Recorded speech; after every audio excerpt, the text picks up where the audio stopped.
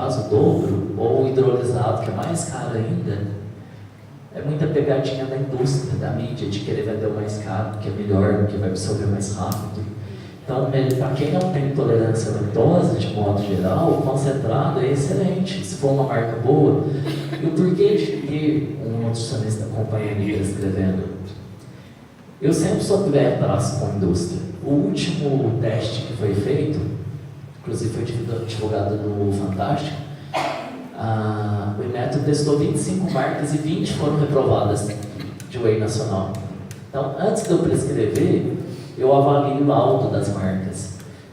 Então, às vezes a pessoa quer economizar em relação a pagar consulta com o nutricionista, está indo lá na loja perguntar para o vendedor da loja. O interesse do vendedor é vender. Quanto mais produto, quanto mais caro, mais ele ganha. Então, parem de fazer por conta própria, de pesquisar na internet, procure um profissional habilitado para que todos esses cuidados sejam respeitados. Tá? Alguém tem alguma dúvida ou queira colocar algum exemplo? Pré-treino. Últimos suplementos, hoje, né, até por questão do tempo, eu vim falar de dois, que é da proteína e do pré-treino. Essa classe de suplementos eu não prescrevo, eu classifico como a mais perigosa. Por quê? Primeiro que são suplementos que contêm maior número de, quando analisado, são os que mais dão adulterado o resultado. Então eles colocam substâncias que nem estão descritas no rótulo. Então a pessoa toma sem nem saber o que está tomando. Por exemplo, esse de metilamina é aquela substância que a moça do slide de 21 anos, que eu mostrei, faleceu, chegou a óbito, porque ela tomou uma dose alta. Esse medicamento é proibido. A grande maioria dos pré-treinos, Jack 3D, MMR e Oxalate, são importados. E como existe legislação diferente de um país para outro, eles ocultam a informação. Então são os suplementos mais perigosos. Insônia, irritabilidade, aumento de batimento do coração, aumento de pressão, depressão. Então todos os efeitos colaterais relacionados a essa classe de suplementos. Olha o Oxalate, também termogênico. Foi encontrado hormônio da tireoide nesse medicamento, nesse suplemento, desculpa. Ou seja, às vezes a pessoa não tem, está com a tireoide com a saúde plena e de repente tem uma surpresa lá na frente, perda da saúde. Eu trouxe um último videozinho, se eu não me engano é 3 minutos, é muito sobre a complexidade do ser saudável, né? A gente não tratar do corpo da gente como uma maquininha. A gente respeitar todos os lados e filtrar o papel da mídia, né? Que a mídia, ela tem feito um desserviço, na verdade. Bom, pessoal, embora o vídeo aí retratou mais transtornos de comportamento relacionado à anorexia e bulimia, mas também é classificado como transtorno pessoas que querem cada vez mais ter músculos, isso tanto homem como mulher.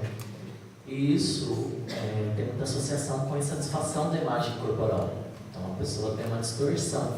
E essa insatisfação da imagem corporal, ela tem uma ligação total com perda da saúde mental. Então eu volto a refletir, né, com vocês sobre essa questão de como as pessoas estão encarando, qual que é o relacionamento da pessoa com a alimentação. Como a pessoa se vê. Então fique atento em relação a pessoas que vocês gostam, então filhos, sobrinhas, parentes. Vocês observaram nos últimos tempos na nossa região a quantidade de suicídios? Então esse mau relacionamento em relação à aceitação do próprio corpo, em relação à questão de não ter um relacionamento harmonioso com a comida, isso é importantíssimo. Então ser saudável é ter atenção em relação a tudo que foi dito aqui hoje. O tempo foi curto, espero ter conseguido passar, né, uma ideia central do que eu quis, né, trazer para vocês, que é esse lado da complexidade, né, do ser saudável. Abro para você, né, me coloco à disposição, né, para responder as dúvidas e aos questionamentos que vocês tiverem à disposição.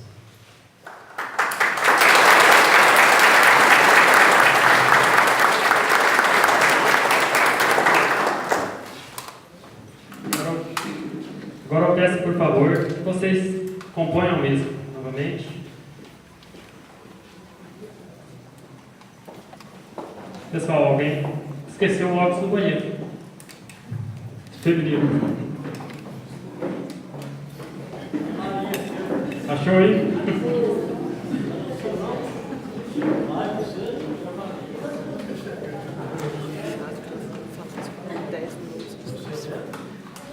Agora vocês têm 2 minutos para se apresentar.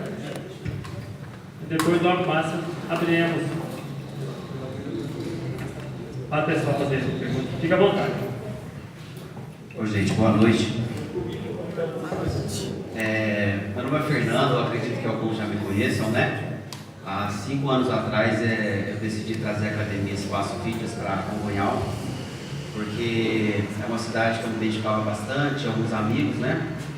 E então resolvi trazer para cá. No começo, inclusive o Alexandre fazia alguns atendimentos para a gente na academia. Essa semana estava bem apertada para comparecer, mas eu fiz muita questão de aparecer aqui nessa reunião organizada, tão bem organizada, porque é de extrema importância a gente tratar da saúde. E da saúde voltada para a saúde de verdade. Porque o que se vê hoje é um padrão de beleza, igual o Alexandre falou, que não existe, né? A gente está cada vez mais buscando corpos perfeitos, musculosos, só que isso está distante da realidade de muita gente. E a minha ideia, como todos da minha equipe, né, é sempre trazer saúde e bem-estar. É isso que a população precisa, é disso que ela precisa, tá? Então, aproximar a atividade física, aproximar a academia de um idoso, de uma criança, de um adolescente, de um obeso, de um hipertenso, de um diabético. Esse é o grande desafio de uma academia, né? Então, a gente tem que tentar criar mais eventos como esse, viu, Antônio? Para que a população tome consciência de que uma academia não impõe medo em ninguém, né? A gente, às vezes, tem aquele rótulo de que vai chegar lá, vai ter aquela meia dúzia de homem bombado, né? E na verdade não é bem assim. Hoje a realidade mudou. 1/3 da população brasileira é obesa. Mais da metade da população, aliás, mais da metade da população é obesa, 1/3 é hipertensa, né? A diabetes hoje acomete muitas pessoas e muitas vezes por conta da inatividade ou por conta de maus hábitos, né? Então, gostaria muito de agradecer aí pelo convite. A nossa academia, como os nossos profissionais estão à disposição, a gente tenta fazer o máximo para lutar contra esse estereótipo de gente musculosa, de que a atividade física é só para um grupo específico, né? E tentar trazer o mais próximo possível das pessoas comuns, né? Das famílias. Então é muito gratificante quando na academia frequenta uma pessoa de 70 anos. A gente organizou uma corrida de rua recentemente. Eu tive a oportunidade de conhecer o Sr. Joaquim, um senhor de 82 anos, que pratica corrida. E para muitos, eu acho que muitos não sabem, ele está entre os 5 melhores corredores da idade dele, e é um cidadão de Congonhal, né? Então é um motivo de orgulho para muita gente, e muita gente não sabe disso. Porque a gente acaba divulgando muita coisa inútil na internet, e tem coisas que a cidade tem muito valor. Congonhal tem pessoas maravilhosas e pessoas que são exemplos. O filho do Antônio, por exemplo, é um menino que está entre os melhores corredores mirim do Brasil, né? Entre os melhores corredores mineiros, né? Da idade dele. E poucas pessoas sabem disso. Então, acredito que a nossa função de profissional de educação física não é vender mentira, né? Os profissionais da saúde como um todo, eu acho que é vender qualidade de vida e aproximar as profissões, o nutricionista, os tipos de treinamento. Hoje, Congonhal, quando a gente chegou aqui, eu acredito que as pessoas tinham pouco hábito de frequentar a academia. Hoje você tem um estúdio de exercício funcional, você tem mais de 3 academias, você tem estúdio de pilates, você tem pessoas que tentam organizar grupos de bike, né, de corridas. Então, é tentar se identificar com uma delas e procurar praticar um exercício físico, melhorar seus hábitos alimentares, que eu tenho certeza que a partir disso você vai ter uma vida muito mais saudável, muito mais feliz. Muito obrigado, viu?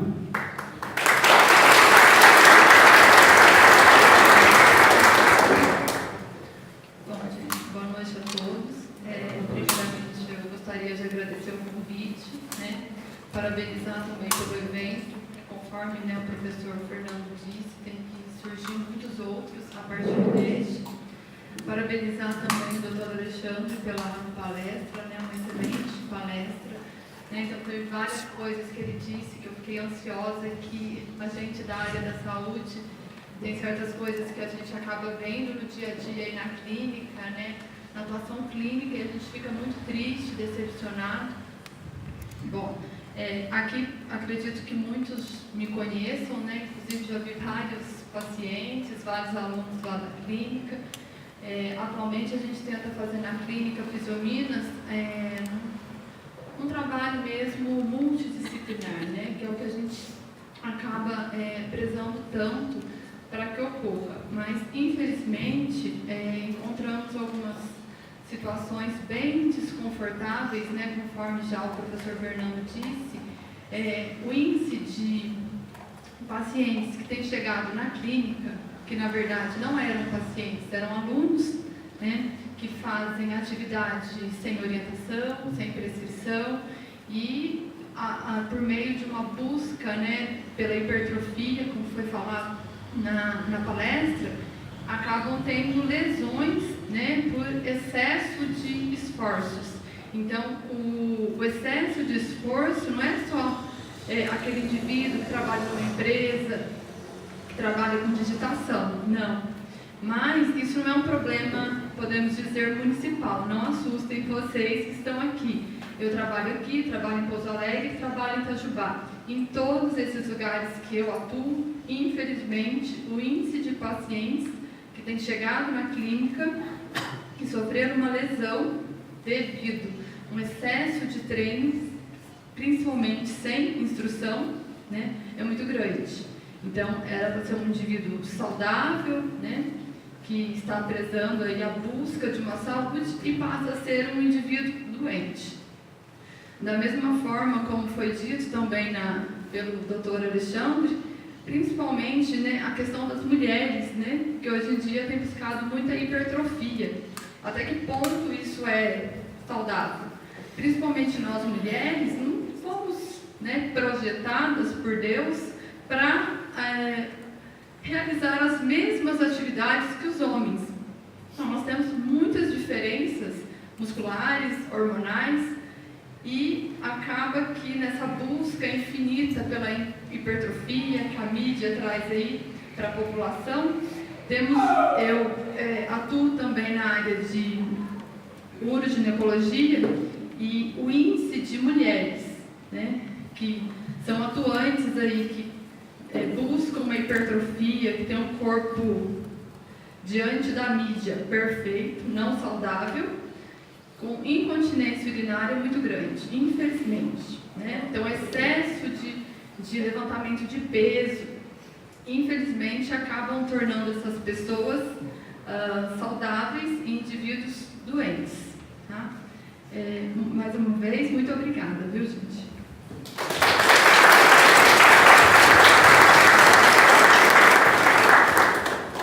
Boa noite, gente. Boa noite. Todo mundo aqui, acho que a grande maioria já me conhece, né? Há 3 anos, abri um estúdio funcional, diferente um pouco de academia, mas o intuito é o mesmo, né? A gente promover saúde para quem procura, né? Eu trabalho com poucos alunos, gosto de trabalhar com poucos, mas fazer um trabalho um pouco diferente da rotina de uma academia. Eu tento ser bem diferente, eu gosto de motivar meu aluno. Então, acho que a maioria aqui, todos os meus alunos, ou todo mundo que está aqui também procura sempre uma motivação, né? E através dos treinos a gente busca isso. E como o Fernando disse, a Gislene, o Alexandre aparece, a mídia vende muita coisa. Aí o aluno chega e te fala, eu vi um treino assim. Eu falei assim, então tenta fazer. Já que você viu, você acha que é interessante, então tenta. Você acha que se você conseguir fazer, só que tem os riscos. E a gente está aqui para orientar. Mas é difícil, acho que o Fernando pode falar como sendo da área, que às vezes o que a gente fala, nem sempre eles enxergam. Às vezes a blogueira que faz um treino, eles olham, mas o Fernando falou, eu falei, ou o Alexandre pode ter falado numa dieta, e eles não levam tão a sério. Eles preferem acreditar no corpo que eles estão vendo. Então é um trabalho de formiga, a gente fazer com que as pessoas entendam isso. Mas é um trabalho assim, se de cada 100 pacientes que a gente tem, a gente fazer com que 5 ou 10 entendam, já é muito grande. E no estúdio que eu trabalho, eu tento fazer isso. Eu tento fazer com que elas entendam isso.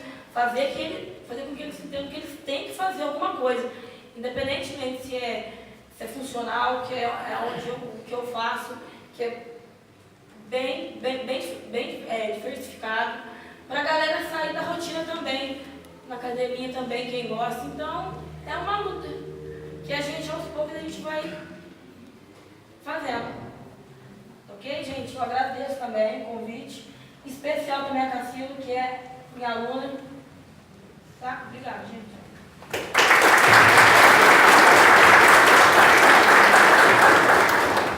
Boa noite, gente. Boa noite. Primeiramente, parabéns à Casa São Rafael pela semana, que foi extremamente produtiva, acredito que todo mundo aprendeu bastante. Parabéns ao Alexandre, que eu sou suspeita de falar do Alexandre, porque eu acho ele um excelente profissional, super me inspiro no Alexandre. E o que acontece? A gente nunca ouviu falar tanto em alimentação, né, nos últimos tempos. Há 4 anos atrás, quando eu comecei a fazer faculdade, quando eu falava que curso você está fazendo? Nutrição. As pessoas falavam assim, nutricionismo? Ninguém praticamente parece que não sabia o que era nutrição. E agora virou uma moda de alimentação, virou uma moda de fitness, e diet, light, que acabou confundindo demais a cabeça das pessoas. E isso deixa todo mundo muito confuso. Só que a base de tudo isso é uma alimentação saudável. E o que seria uma alimentação saudável? Como o Alexandre colocou aqui no vídeo. Se a gente consumir 70% da nossa alimentação que seja produto natural, sem rótulo, já é uma alimentação saudável. E 30% que seja produto industrializado, só que desses 30% a gente aprender a ler o rótulo, está tudo bem, está tudo em equilíbrio, né?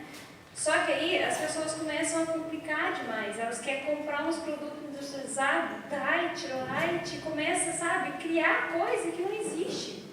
A gente mora numa cidade pequena e a gente tem muita família que mora na roça, não é assim? A gente não tem pai, não tem mãe, não tem irmão, às vezes, que mora na roça. Então a gente consegue ter esses alimentos in natura vindo da casa de alguém, a gente não precisa complicar. Nesse 1 ano de atendimento, eu estava comentando com o Alexandre aqui antes dele começar a palestra. Eu chego em casa, eu choro, é desesperador de ver a relação ruim que as pessoas têm com a comida. A alimentação, ela teria que promover saúde. E o que é saúde? De acordo com a Organização Mundial de Saúde, é o bem-estar físico, mental e emocional.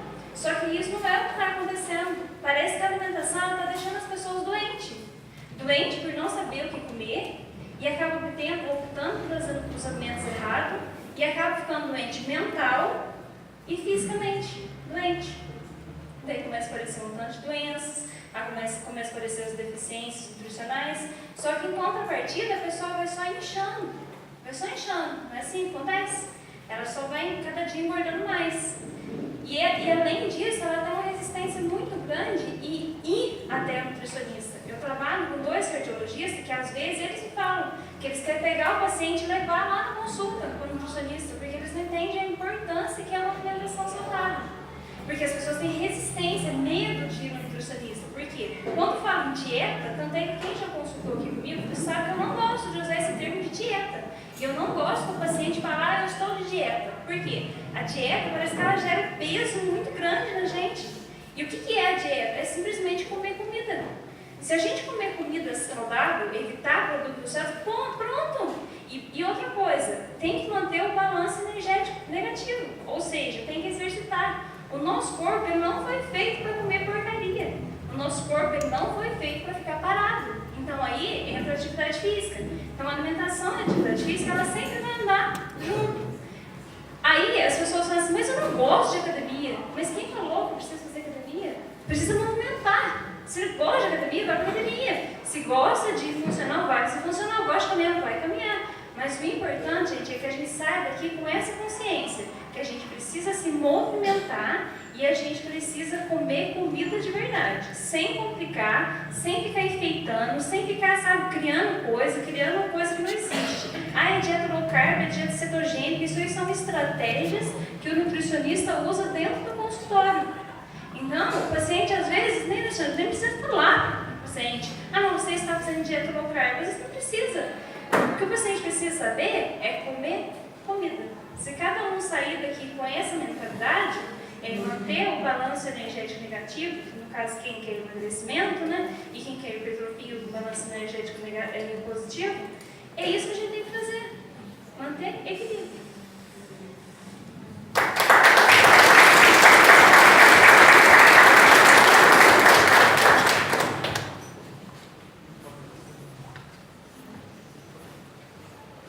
Pessoal, agora sintam-se à vontade para fazer as perguntas. O microfone, a gente está aberto às perguntas.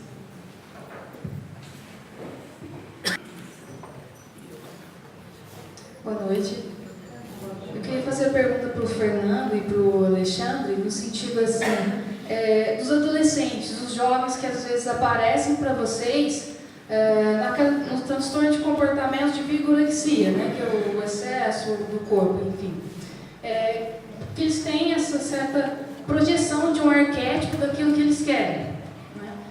Como que vocês lidam com isso? Você falou que faz o Alexandre falou que faz toda uma anamnese, né, para entender o paciente primeiro, mas qual que é a idade mínima para eles então trabalharem o corpo de uma forma assim que eles queiram atingir um certo estágio? Embora vocês analisem qual que é o limite deles. Mas, enfim, na experiência de vocês, como que vocês tratam isso? Bom, em prática de consultório, o primeiro ponto é identificar se a forma que ele se vê coincide com a realidade. Então, existem gráficos com imagem de homens do 1 ao 10, em formatos diferentes. Então, magro, um pouquinho mais fortinho e assim por diante. E daí você mostra esse gráfico para ele, pode ser no computador ou via um impresso mesmo, e pede para ele avaliar como ele se vê. E o profissional vai analisar se o que ele está falando reflete com a realidade. Então, se refletir, ótimo, não existe uma distorção. Porém, se ele já tem um certo volume muscular e ele está mostrando lá o primeiro hominho, que é magrinho e tal, já é um princípio, né, uma desconfiança de um possível transtorno de comportamento. O diagnóstico disso não é nem o nutricionista quem faz e nem o profissional de educação física. Você encaminha para um profissional adequado, no caso na área de psicologia. Já no que diz respeito à questão da adolescência e o exercício, mesmo a musculação, os estudos científicos mostram que ela não atrapalha o desenvolvimento, mas pelo contrário, ela ajuda o desenvolvimento. Tá? Então, aquela coisa que tinha de conhecimento do passado, de que a atividade, o exercício de musculação atrapalharia o desenvolvimento do adolescente, isso não. Isso já caiu há muito tempo. O profissional atualizado sabe que não, que inclusive é o contrário, que ajuda no desenvolvimento. Óbvio que tem que ter aquela consciência acho que necessita de um profissional habilitado para acompanhar. Ele não vai sair fazendo de qualquer forma, sem uma orientação, né? O risco relacionado ao desenvolvimento está na lesão, mas a lesão pode ter jogando futebol, por exemplo. Então a culpa não é da musculação, mas sim da negligência ou de um certo falta de cuidado, né, na verdade. Ok? Se quiser complementar, Fernando. Bruno, obrigado pela pergunta, tá? Então, o desafio, no caso, Bruno, quando a pessoa chega na academia, é a gente conseguir estabelecer para o aluno esse parâmetro. Por quê? Porque hoje em dia, com essa maçante que é essas informações descabidas, é difícil, muito difícil lutar contra, tá? Influência de amigos também. Então é difícil, você muitas vezes na academia, a gente orienta o aluno a fazer uma avaliação física periódica. E dentro dessa avaliação, a gente sempre explica as possibilidades daquele aluno. Olha, você está aqui e é nisso que vai, nesse ritmo, né? Só que muitas vezes eu acabo de fazer esse atendimento e dar todo esse norte, e aí de repente ele vai treinar junto com outras pessoas, e os outros 7, pode ser que de repente fisicamente melhor, vai convencer do contrário.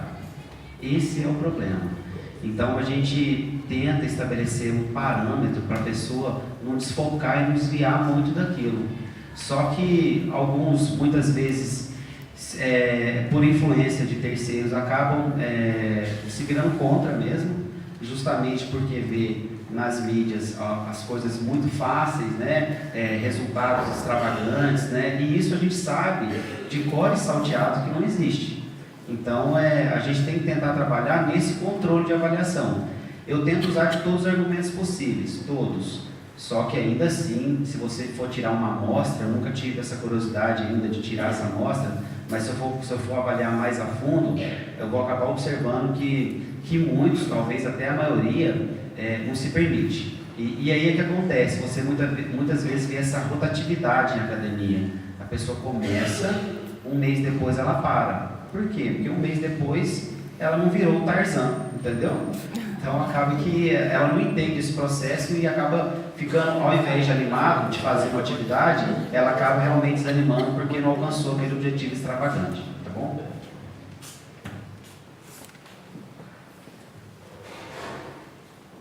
Mais alguém?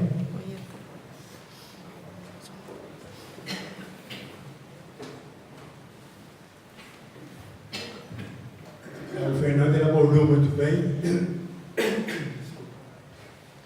Foi muito rico a sua abordagem, Fernando.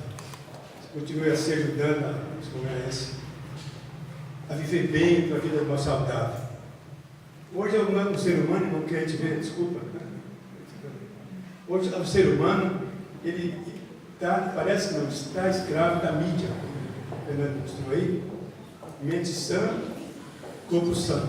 Mas hoje nós não estamos atrás disso, nós estamos atrás de boniteza. Não só o homem, mas a mulher também, não só a mulher, mas o homem também. E ainda atrás de boniteza, de corpo bonito, né, essas coisas todas. E aí desencaminha tudo, né, e corre atrás da mídia. Então nós, tudo caminho. Vivemos sim um tempo atrás com essa realidade, mas que mudaram a dieta e que hoje vivem uma dieta diferente e que tentam voltar a esse passado. Perfeita pergunta, de grande complexidade, na verdade, mas vou tentar passar o que a ciência tem a nos dizer a respeito disso. Então, o primeiro ponto é o seguinte: quando a gente pensa na gordura de origem animal, a gente tem que pensar também na diferença da composição da gordura do animal de hoje com o animal de antigamente. Então, por exemplo, não em todas as regiões, mas na grande maioria, o animal abatido vive confinado. Então salmão de cativeiro, frango de granja que nasce e morre sem ao menos se movimentar. Muito por conta disso, a composição da gordura do animal de hoje é diferente do animal de antigamente, de vida selvagem. Que ele, para sobreviver, ele também disputava, né? Pelo habitat, né, com outros animais, ele corria, ele tinha uma composição de gordura diferente, isso está totalmente comprovado. Tá? Então, o primeiro ponto é a diferença do tipo de gordura. Por exemplo, se eu pegar um frango de granja, a gordura dele é diferente de um frango caipira, até a cor é diferente, ou seja, o valor nutricional, consequentemente, vai ser diferente. E outra coisa também é o gasto energético das pessoas de antigamente para as pessoas de hoje. Hoje as pessoas da atualidade gastam pouca energia, trabalham sentado muito tempo diante da televisão, a modernidade deixando tudo prático, controle remoto, vidro que sobe sozinho, portão eletrônico, então as pessoas gastam poucas calorias. Lógico que a pessoa não deve ser bitolada, mas gordura tem uma densidade calórica alta. Cada grama de gordura, independente da fonte que seja, tem 9 calorias. Cada grama de açúcar tem 4. Então eu acho que assim, quem quer ser saudável, o primeiro ponto, não vai ficar pensando em gordura. Vai pensar, por exemplo, no cozido sem óleo, não vai ficar pensando em fritura. Então eu acho que é um pouco incompatível a pessoa preocupar com essa questão de é óleo de coco, é gordura animal, é óleo de canola, que uns falam que é veneno e outros não. Eu acho que assim, não pode ser radical, falar está proibido. Deu vontade, de vez em quando, com uma pequena porção, ok, mas eu acho uma loucura consumir gordura de origem animal, do animal de hoje, da atualidade, num contexto onde pessoas gastam poucas calorias, né, e muitas vezes nem sabem a procedência dessa gordura, se é animal de cativeiro ou não. E o outro ponto, estudos da Unicamp têm sido publicados constantemente acerca de uma alteração da flora intestinal as bactérias do intestino respondendo negativamente, ou seja, você desequilibra a qualidade das bactérias do intestino, que são bactérias boas, ou melhor, teriam que ser boas, teoricamente. Existe um desequilíbrio, né, que a gente chama isso de inflamação subclínica. Então eu não apoio essa ideia. Infelizmente existem alguns profissionais que nem são habilitados para isso, alguns profissionais sensacionalistas que vivem, né, de pseudo-fama, digamos assim, acerca desses assuntos polêmicos, tá? Então, o meu posicionamento, baseado na ciência e nas diretrizes, é esse. Inclusive, assim, todo tema polêmico, o que eu passo para os meus alunos da pós-graduação é o seguinte: é polêmico, está na dúvida, consulta a diretriz. O que é diretriz? Um conjunto de especialistas acerca daquele assunto, por exemplo, Sociedade Brasileira de Cardiologia, ABRAM, a Sociedade Brasileira de Metabologia ou Endocrinologia. Eles avaliam tudo que foi publicado acerca daquele assunto e dão um parecer. E o parecer de todos que eu conheço é contrário a essa técnica, tá? A essa estratégia. Então, quem estiver fazendo prescrição disso para vocês, não está respeitando as diretrizes da profissão. Isso é válido para a nutrologia, que é a ABRAM, Sociedade Brasileira de Medicina voltada para a obesidade e diabetes, o CRN, que é de nutricionista também, e a parte médica, né, dos cardiologistas por conta da Sociedade Brasileira de Cardiologia. Ok?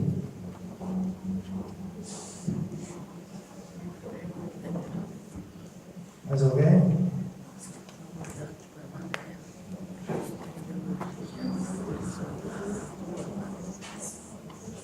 Boa noite a todos que estão na mesa. Parabéns aí, doutor Fernando, também, pela exposição. Encontros como esse, acho que eu enganei no nome, né? Alexandre, perdão. Encontros como esse, acho que devem acontecer mais vezes. Muito bom. Para a Gislene, eu gostaria de perguntar o que ela acha, qual que é o principal fator que faz com que o ser humano busque essa perfeição. E para o doutor, eu gostaria de perguntar sobre o produto Whey. Eu tenho ouvido falar muito, mas também ouvi que um veterinário me falou que é usado também para cavalos. E isso está todo mundo falando, eu uso Whey e tal, então eu gostaria de saber se ele foi desenvolvido para o ser humano ou para animais. Muito obrigada.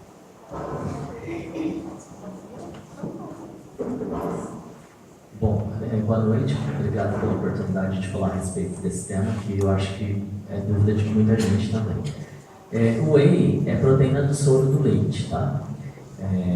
Eu não vejo problema nenhum de pessoas, né, principalmente praticantes de atividade física, de tomar a proteína do soro do leite. Mas é importante saber que a alimentação é a base. O próprio nome suplementação, ele diz complementar, suplementação e complementação são sinônimos. Então eles vêm a complementar uma alimentação. E vai muito da questão do princípio de individualidade. Então, por exemplo, vamos colocar que a Silvana treina das 6 às 7 da manhã. E depois do treino, ela não tem preferência por comer carne, ou frango, ou ovos. Ela não consegue comer isso de manhã, conseguiria comer em outro horário. O Whey pode ser muito bem administrado.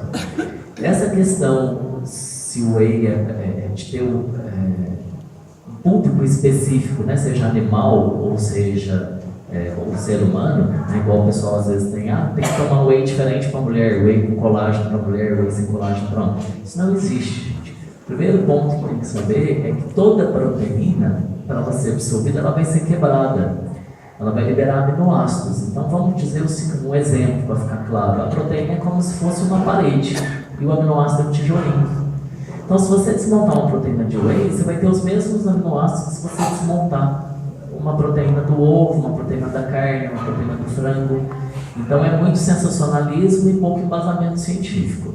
Agora, se o cavalo, ou a vaca, ou qualquer outro animal vier a consumir proteína do soro do leite, não, a minha formação não é na área de veterinária, mas eu acredito que eu não vejo problema nenhum.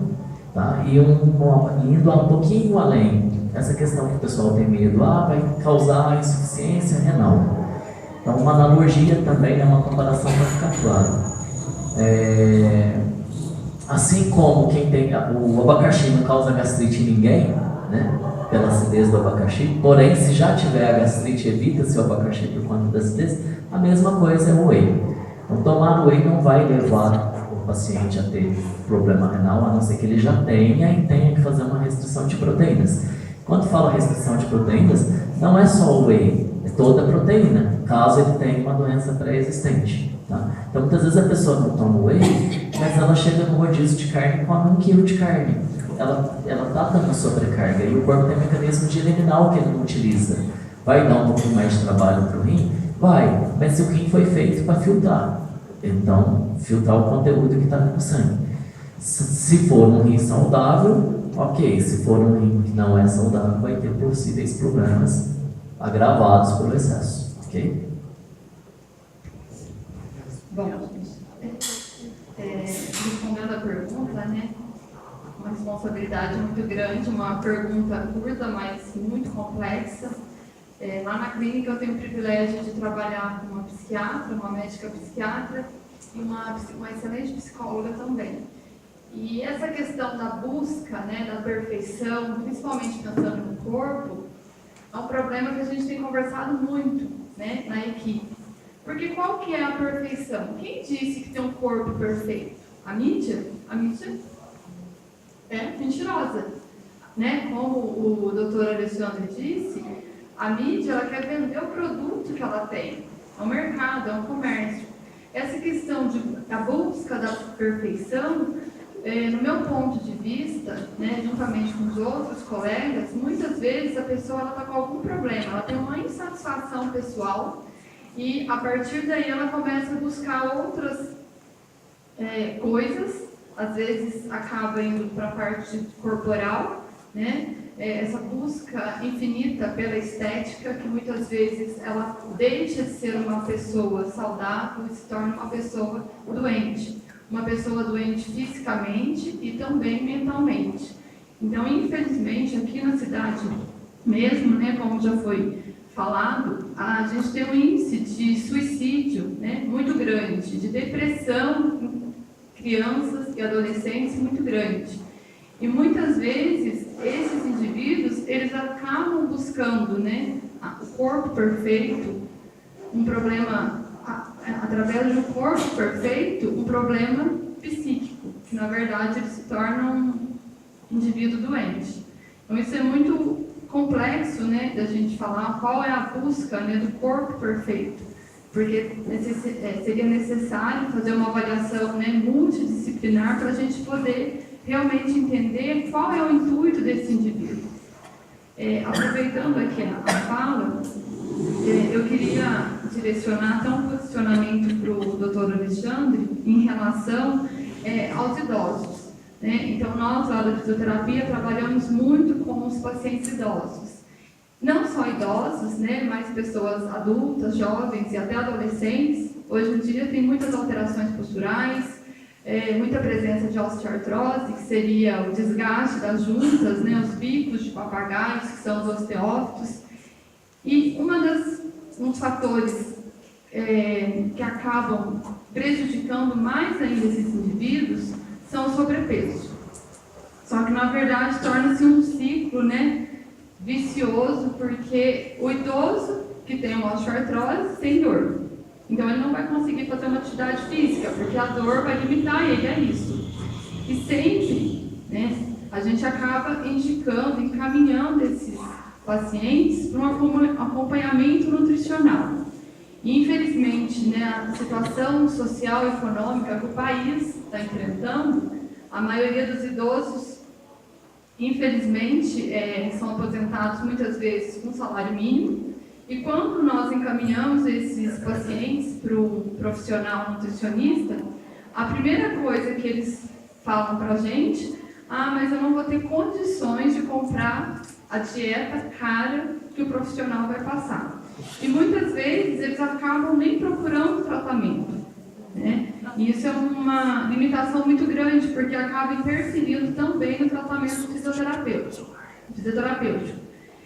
Como nós temos aqui, né, alguns profissionais da área de nutrição, né, então eu queria direcionar essa pergunta tanto para o Dr. Alexandre quanto para a doutora Silvana. O que eles poderiam, né, falar aqui para muitos de vocês que estão presentes, para a gente poder estar repassando essa informação, para que a gente consiga atingir o objetivo principal, que seria a saúde desse paciente.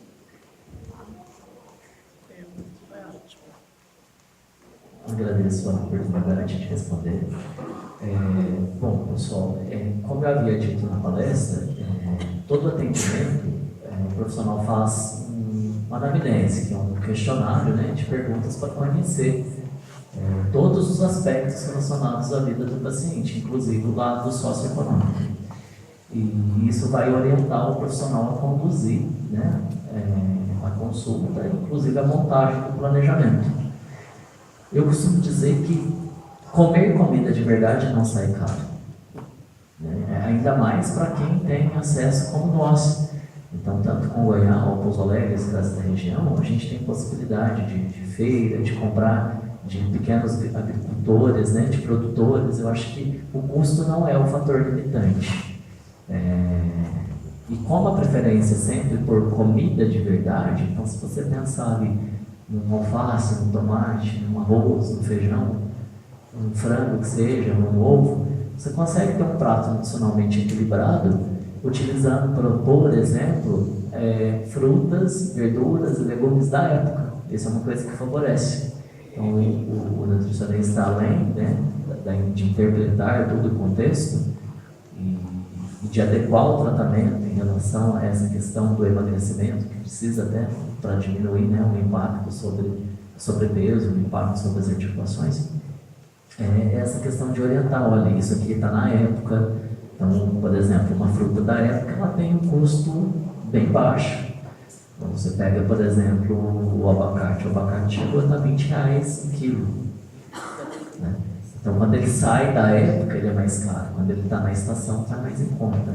Então, se for devidamente instruído, com certeza o custo não vai ficar fora do orçamento. É possível adaptar muitas coisas. E o profissional, ele tem que ter essa flexibilidade, né, de prescrever o que está ao alcance do paciente, as estratégias de substituição, não só em relação ao custo, como ao paladar, para ter adesão. Porque é importante ter aquela coisa da relação boa com a comida, né? Então, se o idoso ou idosa chega e fala: eu não gosto de frango, eu acho muito seco, você vai dando estratégias, vamos tentar na forma de sopa, para estar escaldado e tal. Então, existe a possibilidade, sim, e as dificuldades não são maiores do que as possibilidades, né? Tem que ter esse bom senso do trabalho para que a adesão seja uma consequência dele. Gislene, excelente a tua pergunta. Excelente mesmo. Até no comecinho a hora que eu falei que os pacientes têm resistência a marcar consulta, e um dos motivos dessa resistência é realmente isso, que a pessoa já chega pra gente com medo. E o primeiro pedido que normalmente eles fazem é assim: por favor, não passa coisa cara para mim, passa tudo que está dentro da minha realidade. Só que além da anamnese que a gente faz na consulta, a gente ainda tem um recordatório. Que daí o recordatório a gente consegue ver o que o paciente come habitualmente. Então, por exemplo, se no café da manhã ele come pão francês com margarina e toma leite, leite com café, certo? A gente vai ajustando de acordo com a realidade dele. Aí a gente propõe para ele, vamos diminuir a quantidade desse açúcar que você coloca no café? Você consegue tomar um café sem açúcar? Já melhorou? Já não é uma evolução? Isso,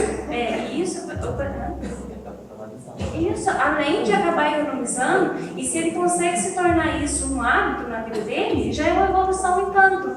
Isso a longo prazo, isso a 1 mês, 2 meses que ele conseguir fazer, ele consegue colocar isso realmente como hábito, já vai melhorar a qualidade de vida dele. No pão, o que a gente pode fazer? Se é uma pessoa que mora na roça, porque normalmente o que tem mais resistência ainda são as pessoas que moram na roça, mas são as pessoas mais simples. Essas pessoas que moram na roça não precisa vir na cidade para comprar as coisas. Se tem coisa em casa, por exemplo, tem uma batata doce, vai comer a batata doce que tem em casa. Então, que tal a gente pegar esse pão francês e trocar pela batata doce? Já não é evolução tanto? Se tem um leite em casa, às vezes é da vaquinha lá, a vaquinha sadia, e é aquela vaquinha que realmente, quando dá o antibiótico para a vaca, não toma aquele leite, né? E o leite realmente é do bezerro. Então, não é um leite que é melhor que o leite desnatado, que está lá 6 meses na prateleira? Aí já está economizando o custo. E já está melhorando realmente o valor nutricional. Se consome uma margarina, que tal a gente tirar a nata do leite e fazer a sua própria margarina em casa? Então a gente vai sempre ajustando de acordo com a realidade do paciente e, como o Alexandre falou, de acordo com os gostos. Se não gosta da batata doce, não é obrigado a comer batata doce. Tudo bem, a gente coloca outra coisa. Tem o ovo caipira em casa, vai comer o ovo caipira, daquela galinha que fica solta, é muito melhor do que um ovo de granja que a gente compra no supermercado. Teve uma paciente minha que ela mora na roça e ela perguntou para mim assim, qual frango que é melhor? Eu tenho que comprar, vender o meu frango caipira e comprar o de granja, porque o de granja tem menos gordura? É óbvio que não. Vai comer o frango que tem em casa. Então, nada de ficar complicando e ficar colocando coisas que a pessoa não tem condições de comprar. Teve uma paciente minha também que foi bem interessante. Ela ligou para mim e falou assim, eu não vou poder na consulta porque eu estou sem dinheiro para comprar as coisas. Falei, tudo bem, não tem problema, você vem na consulta que a gente vai ver o que você tem em casa. E a gente vai ajustar de acordo com a realidade. Se o que ela tem para comer em casa, por exemplo, no lanche da tarde, é cenoura, algum problema ela comer cenoura no lanche da tarde? Não tem problema nenhum. É comida? É comida. O nosso corpo, gente, ele reconhece comida, nutriente. Ele só reconhece nutriente, ou seja, onde que a gente tem nutriente? Em comida. Então ele vai comer realmente tudo que ele tem em casa. E a gente vai ajustando para realmente diminuir o máximo possível o custo dele. A minha pergunta é para o Fernando. Fernando, eu tenho muito lá no serviço nosso, lá tem muitos alunos seus. O que a tapioca faz tanto bem? A tapioca, toda hora tem um pateno lá, tapioca.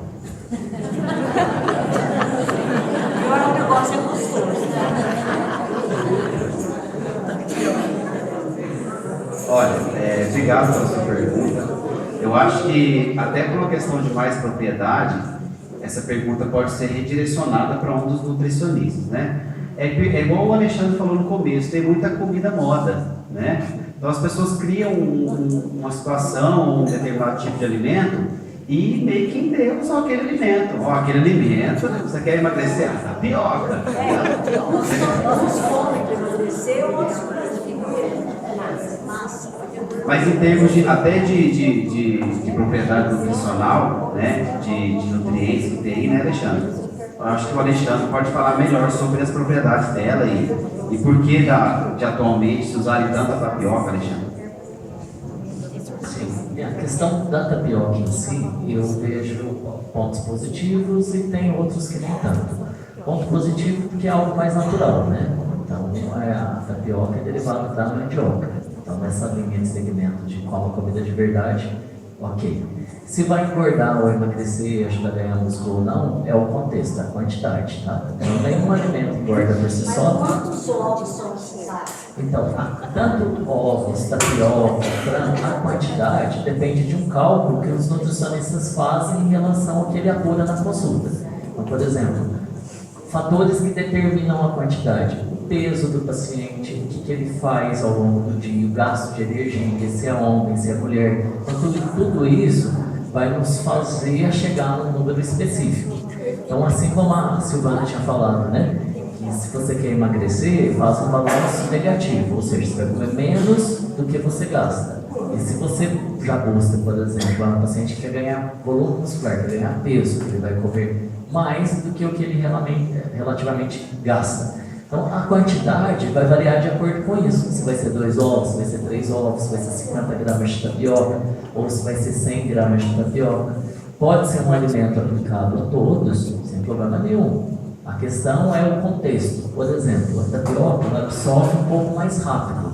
Ou seja, a gente chama isso de índice glicêmico alto. Ela libera o açúcar mais rapidamente, né? Todo carboidrato pós-digestão libera açúcar na circulação. Então, por exemplo, se eu acordo na correria, 6h30, 8 horas eu tenho que entrar no trabalho, então eu tenho que fazer o meu treino rapidinho e ir para o trabalho. Então, eu comer algo que demora muito tempo para liberar energia para eu treinar, não é vantajoso. Uma tapioca é uma excelente opção, certo? Agora, por exemplo, a batata doce é uma boa opção? É também, mas eu preciso de mais tempo para que ela esteja disponível para o meu corpo utilizar. Então você percebe que a escolha depende de fatores. Por isso que não existe dieta pronta, e a dieta que talvez seja boa para você não vai ser boa para a sua colega. Então, existe um contexto de análise. Qual que é o tempo que a gente tem para digestão entre o consumo da tapioca e a prática do exercício? O objetivo é ganhar, o objetivo é perder. Tá? Então a ideia não é sair colocando o alimento nem no banco do réu, nem como super-herói. É avaliar o contexto. E questão, gosta de tapioca? Ok. Ah, não come tampando o nariz, mas come porque acha que vai fazer bem. Está errado. Mas a gente tem que optar por um alimento que ela tenha prazer em comer. Ok? A minha pergunta para o Dr. Alexandre. Dr. Alexandre, já ouviu falar de vegetariano e vegano? É uma ideologia ou realmente tem alguma base científica, estudo científico nessas duas denominações? Obrigado. Sim. Bom, o primeiro ponto é o seguinte, o vegano, ele só come coisas de origem vegetal. Então, por exemplo, ele não vai consumir nem leite, nem ovos, nem queijo, nem nada. Já o vegetariano tem um lacto-ovo vegetariano, que ele só não consome carne, frango, peixes, né? E essa questão pode envolver N fatores. Pode ser desde questão religiosa, pode ser questão de cultural, pode ser questão de pelo lado assim, estilo de vida. Tenho dó dos animais, por exemplo, entendeu? Em questão de lado científico, se a gente for olhar pelo olhar de equilíbrio, né? Eu preciso fazer com que a alimentação vegana do meu paciente seja saudável e ele não venha ter nenhum tipo de prejuízo. É possível o nutricionista montar uma dieta vegana, é possível montar uma dieta vegetariana. O equilíbrio, a infinidade, existe uma grande variedade, né, de alimentos como ferramenta que a gente tem para trabalhar equilíbrio. Então, por exemplo, nenhum alimento a gente pode considerar ele como sendo exclusivo de fonte de alguma coisa. Então, por exemplo, o lado proteína, né, seria a grande interrogação, né, no mundo do vegano e no mundo do vegetariano. Mas você tem, por exemplo, cogumelos, que são excelentes fontes proteicas, tem sementes de girassol, de quinoa, chia. Então a gente tem assim, uma grande variedade de alimentos em que é possível, né, suprir necessidades. Óbvio, nunca pensando em um alimento substituindo exclusivamente um outro, mas um conjunto de ações você consegue, com combinações. Tá? É isso. Bom, pessoal, o tempo já está se esgotando. Agora eu quero convidar o Carlinhos para pergunta também, não vai perguntar mais. Boa noite.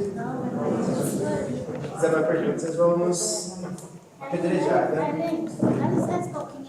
Colega aqui quer fazer uma pergunta. Só uma pergunta. Você quer fazer uma pergunta? Não, estou com vergonha, não posso perguntar? Pode.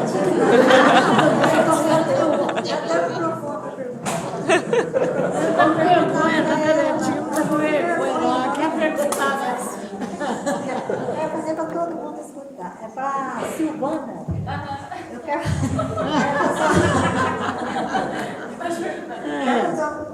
funcionando, tá?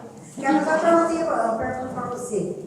Às vezes a pessoa vai rir e não vai nem acreditar. Eu não gosto de pão, eu não gosto de leite e não gosto de café. Então, de manhã, eu como essas coisas. Eu como, às vezes, tem uma falou, batata doce. Eu cozinho no dia anterior, como um pedacinho. Às vezes pode até pensar mentira, mas eu não gosto dessas coisas. Refrigerante, eu não bebo nada dessas coisas.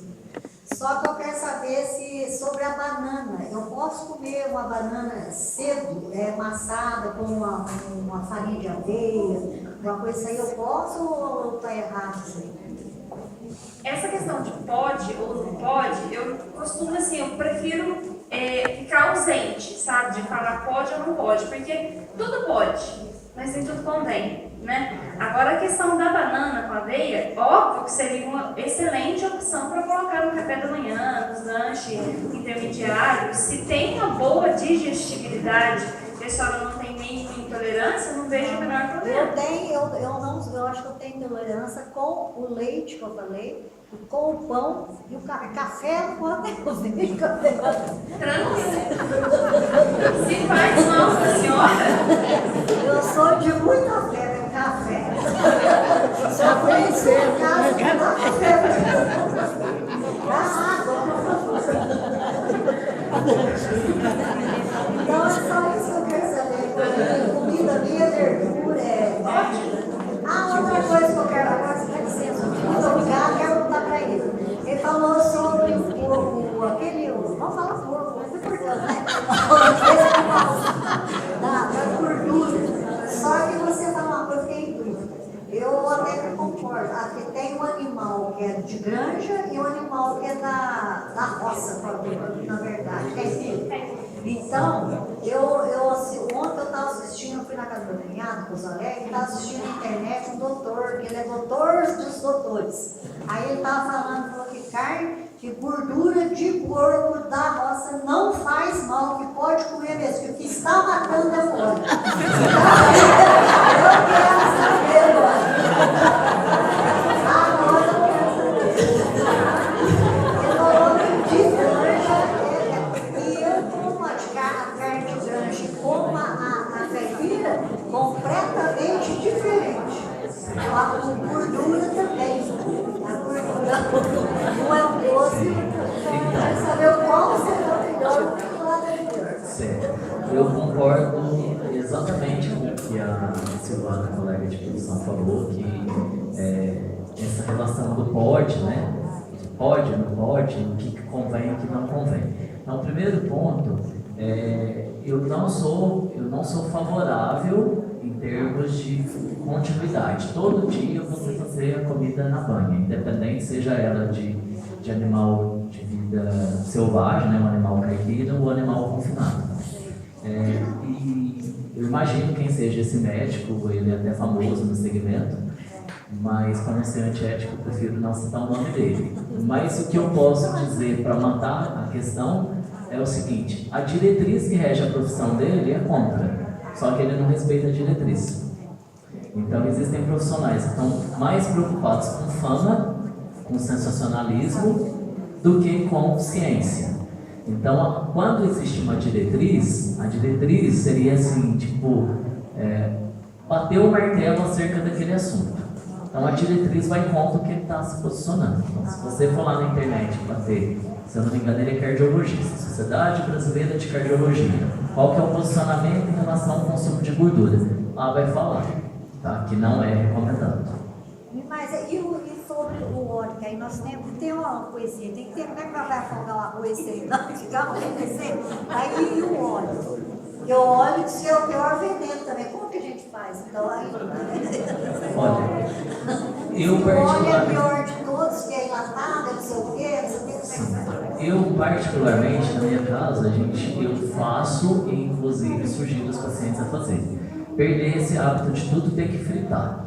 Então, eu acho que é muito possível cozinhar o arroz, cozinhar o feijão, investir em temperos naturais, especiarias. O nosso país é rico em especiarias. Então, por exemplo, você usa alhos, salsinha, cebolinha, não necessariamente precisa fritar.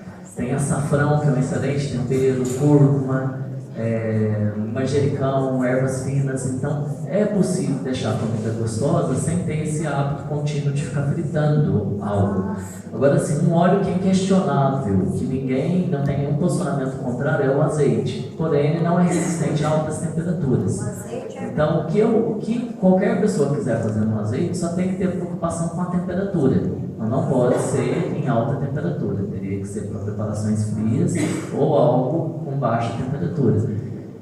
Tem um custo elevado, o azeite tem, mas é opcional. Mas isso aí a gente gasta muito pouquinho. Pode ficar, se for 20, 30. Justamente. A gente não vai com 1 litro, dá para muitos dias. E eu penso o seguinte... Dá para um mês, um óleo, dá para um mês. Por exemplo, legumes. Cozinha legumes no vapor, você preserva mais os nutrientes, você tempera pós-pronto. Usar especiarias naturais. Então eu acho que é muito melhor do que ficar preocupando qual óleo você vai utilizar. Se vai ser soja, canola, banha, tá? A minha opinião acerca desse assunto é isso. Não sei se a Silvana tem uma opinião divergente em relação a isso. No primeiro ano de faculdade, o que a gente aprende? Um dos princípios básicos da nutrição é equilíbrio. Então, por mais que o óleo como o óleo de soja, o óleo de canola, o óleo de girassol, qualquer um, os óleos em si, não são muito bons para usar, mas a gente tem que ter equilíbrio. Tem o óleo de girassol, não sei o que o Alexandre acha, mas o óleo de girassol, pelo menos, ele é menos pior do que o óleo de soja. Tem também a banha de porco, não é aconselhável a gente ficar usando um excesso. Tem o azeite. O que a gente pode fazer? A gente pode rotacionar esses óleos. Então não fica idolatrando um, achando que a salvação do planeta é a banha de porco e nem o azeite, porque tudo em excesso vai causar alguma consequência, vai causar mal. Vai rotacionando. E frituras, igual o Alexandre falou, não tem necessidade. Quem acompanha o meu status viu que ontem eu postei mandioca assada. Como que eu fiz? Cozinhei a mandioca e depois levei no forno. Fica a mesma coisa se fosse uma mandioca frita. A mesma coisa. Então que a gente tem que perder esse hábito de fritar, parar de ficar fritando tudo. E óleo consumir o menos possível, sal consumir o menos possível, açúcar menos possível. E colocar esses temperos naturais que o Alexandre falou, para isso realçar o sabor dos alimentos. Muito obrigada, muito obrigada a vocês. Novamente, boa noite. Eu fiquei incumbido de fazer a parte cerimonial do encerramento. Aqui em Congonhal, a Renovação Carismática existe há mais de 35 anos. E a Renovação Carismática está promovendo esse evento que a gente está participando. É a terceira Semana Cidadã que a gente realiza. A primeira foi em 2016, quando nós trabalhamos o tema Fé e Política, com a intenção de criar uma consciência maior sobre a participação política e os valores éticos e morais na administração pública. No ano de 2017, nós trabalhamos o tema da educação, com a intenção de conscientizar, principalmente os pais, de que a educação vem de casa. O professor alfabetiza e ajuda na construção cognitiva, ou seja, na capacidade de aprendizado do filho. Esse ano nós nos ocupamos do tema da saúde, com a intenção de levar para a sociedade, de maneira geral, que saúde é um pacote completo. Saúde não é só nutrição, não é só cardiologista, não é só ginecologista, não é só urologista e tantos outros istas que tem por aí. Saúde é um estilo de vida que a gente adquire com o máximo de conhecimento possível dentro da nossa própria realidade. E dessa maneira, eu queria em primeiro lugar convidar aqui os membros da Renovação Carismática para virem à frente. Eles que são os patronos desse trabalho que está acontecendo aqui. Por favor, a equipe da Comunidade de São Rafael, venham à frente. Podem subir aqui no palco, por favor, para que a gente possa conhecer vocês.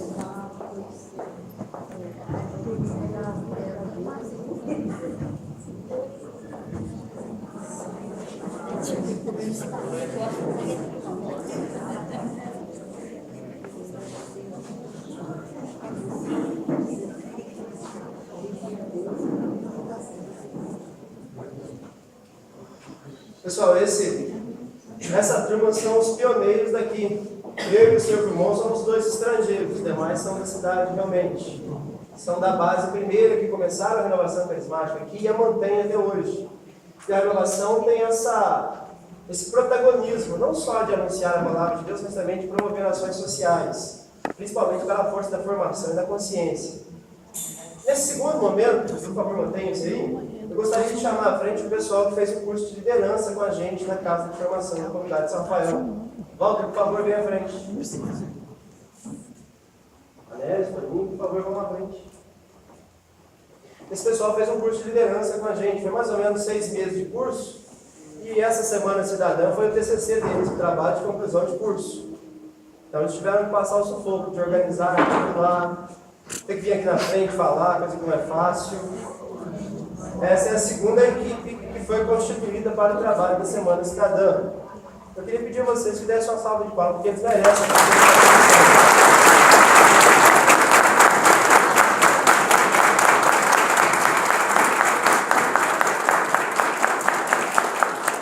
Dessa equipe que fez o curso de liderança, a gente pode resumir o curso que traçamos juntos, aprendemos juntos, 3 coisas fundamentais. Nesse pessoal que vocês estão vendo, tanto a comunidade de São Rafael quanto essa equipe que está à frente, se destacaram neles, primeiramente, a disposição cognitiva. Esse pessoal tinha vontade de aprender. Todos já são profissionais, todos já estão empregados, têm a vida feita, e mesmo assim, não ficaram satisfeitos achando que o mundo já estava pronto. Entenderam que a sociedade que nós vivemos hoje exige que as pessoas estejam sempre prontas a aprender. Esse é o meu primeiro parabéns a eles. Segunda coisa da parte deles, que também tiro o chapéu e agradeço a todos eles, comprometimento. Quando a gente fez a reunião, dividiu as tarefas, eles abraçaram a causa e não questionaram se ia dar certo, se não ia dar certo, se vinha gente, se não vinha gente, como é que ia ser feito. Eles assumiram o trabalho e levaram a bom êxito, como nós estamos vendo aqui hoje. Terceira coisa, que também chama atenção por parte deles, proatividade. Nós dividimos as tarefas, cada um assumiu uma coisa para fazer. E ninguém ficou reclamando ou jogando para o outro. Cada um assumiu o que tinha que fazer, dentro de sua própria realidade, se esforçou, deu o melhor, e o resultado foi a semana que vocês estão vendo, com toda essa grandiosidade que ela tem para nos oferecer. O que você foi? Vai, rápido. A Deise foi uma das principais articuladoras, está aguentada ali. E aí, próximo passo, que eu gostaria de agradecer também na figura deles, quero agradecer a Prefeitura daqui de Congonhal. Hoje nós podemos ter a representação do Maurão, que está com a gente, vice-prefeito, a Thaís, que está nos bastidores, e a Raquel, as duas articularam tudo para a gente, desde os cafezinhos que saíram, a organização do evento, limpeza, cadeira. Então, em nome da Prefeitura, eu agradeço os 3 aqui, o Maurão, a Thaís, a Raquel, foram verdadeiramente guerreiras e guerreiros a nos apoiarem para esse evento de maneira geral. Agradeço posteriormente também os palestrantes que estiveram aqui, hoje o Alexandre, os demais que já passaram, os membros que estão compondo a mesa, pois enriquecem o conteúdo. Um palestrante, por mais organizado que ele seja, ele desenvolve um raciocínio, e todo tema sempre permite bem mais que um raciocínio. É possível ampliar muito mais a discussão, como vocês puderam ver aqui hoje. Existem abordagens diferentes, a ciência nos permite isso, desde que a gente dê a mínima comprovabilidade para aquilo que a gente está afirmando, a gente pode dialogar, discursar, debater, como foi feito aqui hoje de maneira bem clara. E, por fim, o meu maior agradecimento, e acredito que é um agradecimento de todos, desde quem está na mesa, o pessoal da Prefeitura, o curso de liderança e a equipe da Comunidade de São Rafael. Agora eu quero pedir para vocês, que vocês deem uma salva de palmas para esse pessoal que está aqui, pessoal vocês.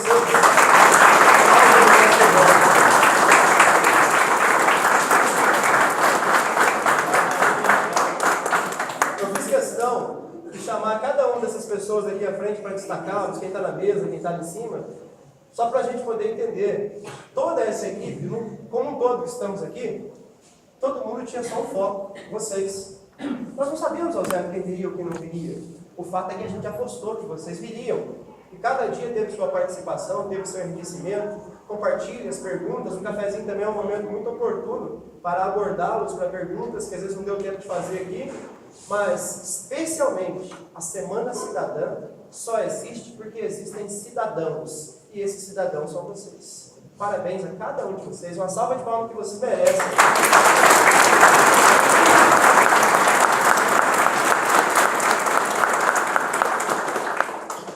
Nesse momento, nós vamos fazer o sorteio dos brindes. Só depois a mesa será descomposta. Os membros da liderança ainda continuam ali. Haverá o sorteio dos brindes, depois tem um agradecimento especial para eles. Por fim, a gente encerra e teremos o nosso cafezinho. Então, fiquem atentos que possivelmente alguns de vocês vão sair daqui hoje premiados. Quem são os responsáveis?